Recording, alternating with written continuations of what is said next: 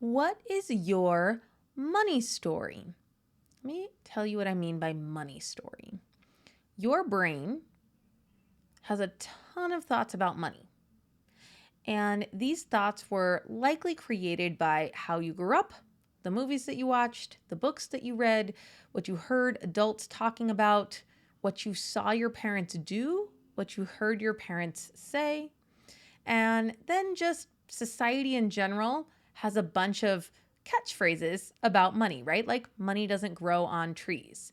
You have to work hard to make money, right? These are just two things that often get said. And our brains take these sentences, these stories, and we put them in our mind, we plant them, and we water them. Money doesn't grow on trees. Money doesn't grow on trees. People who have a lot of money are bad. People who buy frivolous things are silly. I don't want to have a lot of money because I don't want to be one of the bad people. Right? And it's not like you woke up this morning thinking about that and talking about it with your friends.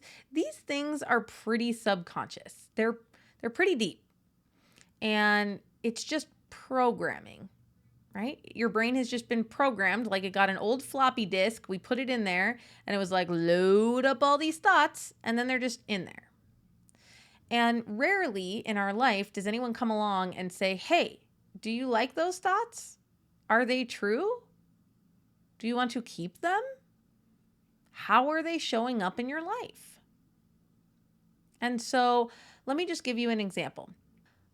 Let's say you have this thought. You have to work hard to make a lot of money. Kind of sounds like a harmless thought, maybe a neutral thought even. But when you believe this, you will then create a life where you have to work hard in order to make what you think is a lot of money. Okay? You will believe that your time or your effort or the hardness of it is what creates money. And you'll just think that that's a universal truth, and you'll tell it to your kids. Well, you got to work really hard if you want to make a lot of money. Right? A lot of us heard you got to go to college if you want to make good money. Is it true? Is it true for everyone? Or are there some people that have made investments or leveraged a skill of theirs so well that it's easy for them to make money? And what does work hard even mean? Right? You can see as we begin to examine this thought under a microscope, we're like, extra questions start coming up. Now, some of you have this thought, you have to work hard to make a lot of money. And the feeling that you have when you think about that is motivating or hopeful because you work hard or you like working hard. And then in your action line, there will be a bunch of things that look like working hard. And then your result will be when you work hard, you make a lot of money. So for some of you, this just isn't a problem. But some of you have this thought, you have to work hard to make a lot of money, and you feel disheartened. You feel hopeless, despair, stuck. Because maybe your life is really full and you think there isn't a lot of room for me to work harder. If I have to work harder than I'm working right now to make the money that I want, to have the money that I want, and I don't see how I could work any harder, then that thought would be really discouraging. And let's use the feeling of discouraging. When you feel discouraged, how do you show up in your life? Well, you don't like that feeling. So you're going to show up in a not great way. You're going to be drinking wine or eating ice cream. Sometimes we spend money recklessly from the feeling of discouraged, which then makes our money situation worse. And then your result line will be you don't work hard and you don't make a lot of money. That doesn't prove that you need to work hard to make money. It just proves when you have this thought, you have to work hard to make a lot of money. It feels discouraging to you, and then you show up in a way in your own life that does not create the result of money. Crazy, isn't it? So I'm getting ready to teach a class in our Catholic mom community. Okay. And it's going to be about money. And I'm just going to cover the outline of it today, which will be very helpful. But if you want a deeper dive on all of these things that I'm talking about in this episode, and if you want a workbook where you can answer questions and really be guided through what is your money story? How is that showing up in your life? What do you want your money story to be? And how will that show up in your life? Then I want to invite you to come join our community because we're going to be talking about money in the month of August. We're going to be coaching on it. We're going to do this workbook. It's going to bring up a lot of stuff. And then there's just going to be a lot of vulnerability in the group. Whenever we tackle a topic together, there are always brave women who raise their hand and ask for coaching and share their struggles. And their struggles are often all of our struggles. And you will learn so much by listening to them and by listening to the coaching. And again, you don't have to be there live for our coaching. You can listen to the replays and get tons out of that. So, first up, you have a self-identity about money. Okay? I want you to know what it is, and I want you to decide if you like it. Most people, if they've never done this work, will not like their identity about money. Most of you will want to create a new identity around money. And I really like this identity. I am a woman who understands money and stewards it well. I am a woman who understands money and stewards it well. Just a core belief. That's who I am. And when I believe that, I give myself permission or freedom to show up that way. And I'm going to talk about what understanding money looks like and what stewarding money looks like. Okay? So you have an identity belief around money. You might think, oh, I'm so bad at managing money. I'm so bad at making money. You might think, I'm great at making money, but then I spend it all. You might think, I just don't know anything about my money. My husband does everything with the money. And that is not a problem if it's not a problem. If your husband manages your money and you are totally fine with that, then your belief can be, I am a woman who trusts my husband to manage the money. That is not a problem, right? My husband doesn't love managing our money. I'm the one who manages our money. So I don't think it's that husbands should do it or wives should do it. I think in couples, one person tends to be a little bit better about it or more interested in it. And if that's not you, totally fine. But then don't use it against yourself. Don't be like, oh, I don't know anything about the money or the numbers and I feel dumb or I feel guilty. I want you to feel empowered that you've just made the decision to trust your husband to manage it. Okay, so what is your identity about money? And then we want to uncover your thoughts about money. Right? Do you think you have to work hard to make money? Do you think you're bad at managing money? Do you think people who have a lot of money are bad in some way? Is it harder to be holy with a lot of money? Such interesting questions. You just want to uncover what are your thoughts about money. And then you want to decide if you want to keep them or not, right? Not all the thoughts that you find will be harming you in some way, right? You might, like I said, you might have the thought, you have to work hard to make a lot of money, and maybe you are working hard and you love that thought and it's working for you. Let's keep it. We're just going to go out into the garden of your mind and be like, which ones are flowers and which ones are weeds? Next up, just don't be a woman who puts her head in the sand about it. Right? Money can bring up fear, and a fear response is to freeze, to disassociate, to be like, well, I don't want to think about that. Okay? Totally natural, because for a lot of people, money feels dangerous. And because it feels dangerous, you will have a stress response to it. Right? A fight response, which is why marriages tend to have a lot of tension over marriage. A flight response, which is get me out of here. right?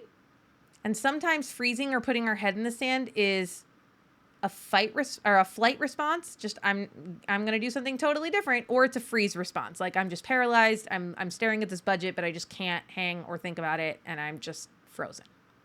Okay? So inaction shows up in either of those stress responses. And so even if your husband manages the money, okay, I want you to just have open communication with him about it. Am I spending too much money? Are we okay? Is my $5 coffee situation fine?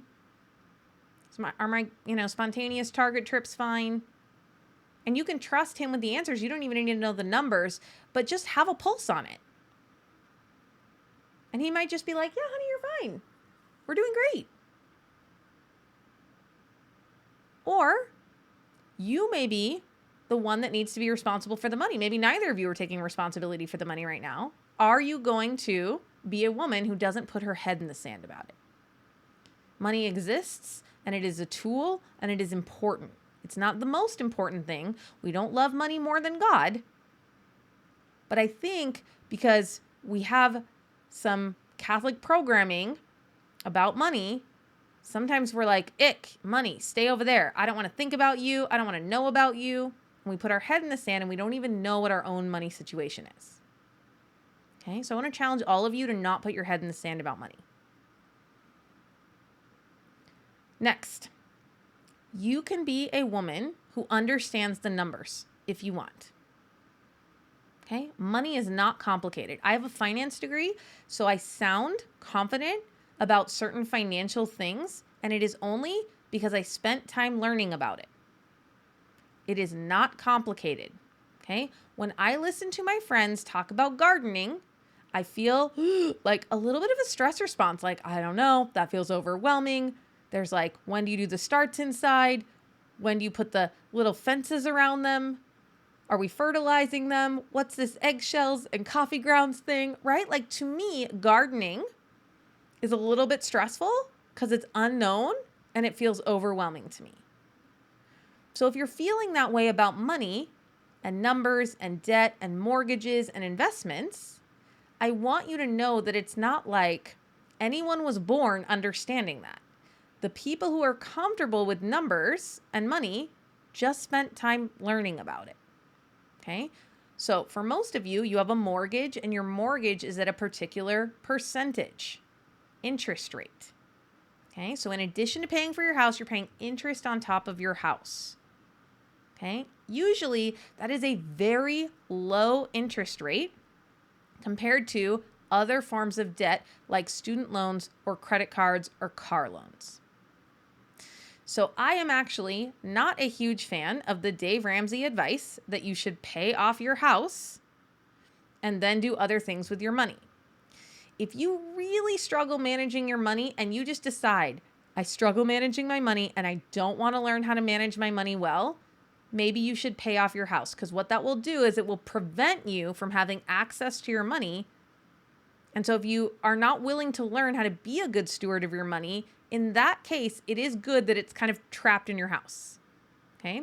But if you take your money and you pay off your 4 or 5% house loan, and then you go get a 7 or 8 or 10% car loan, that is not a good use of your money. Okay? Because it costs less to carry the debt in the form of your mortgage than it does your car. And I'm not explaining this enough that you can just listen to this episode and be like, oh, now I totally understand debt and interest rates. But I just wanted to use that as an example of financial things, instruments, debt, investments are not complicated. They are not. A cartoon YouTube animation will clear it up for you in 5 minutes. Oh, okay. That's how mortgages work. Be a woman who is willing to learn about the numbers if you want to. You have done that work somewhere else in your life. Gardening, knitting, homeschooling, nursing school, right? Like some of you are doctors and lawyers, and then you're like, whoa, but I don't understand anything about money. And I'm like, what? If you could go to medical school, you can watch some simple YouTube videos to understand the basics of finance. But it's just that we have this thought like money is scary, it's overwhelming, I don't know what I'm doing, and that shuts us down. And so then we just don't go learn about money, which would take you less than a day for most of what you guys need to know. So understand your numbers. I'm going to talk more about numbers in the class that I'm teaching in our community. Next, tithing. I think tithing is so important. And I'm really grateful for that 2 years that I was Protestant, because they just never stopped talking about tithing. It is totally normal to talk about tithing. And it just created the habit in me of tithing. So it's not a problem for me. So tithing technically means 10%. And that's in general what we say is what we should be giving back. Okay. So if you make $100,000 in your household, one might say that you should be tithing $10,000. Now, I've heard some numbers, 5% to your parish, 1% to the diocese, and 4% to causes that are important to you. Okay. There are no hard and fast rules, but I think that's a pretty good breakdown. I heard Matthew Kelly say once that his family made it a goal to tithe 1% more every year. So as his income grew, right, it would be 11% one year and then 12%. I really love that. And I've heard that some very wealthy Christian families, I don't know specifically if they were Catholic, live a reverse tithe. Like they make so much money. I heard this about an oil family, a family that had oil investments, that they live on 10% and they tithe 90%. So there's no rules. But if you're not tithing at all, I want you to start with where you can. And maybe that's 1%. Okay? And I want you to just keep challenging yourself until you get up to that 10% level. Okay? Because it feels amazing to give money away. And it shows you and your brain that you are safe, that money shows up, that you have enough money. And I love thinking, I'm so generous with money.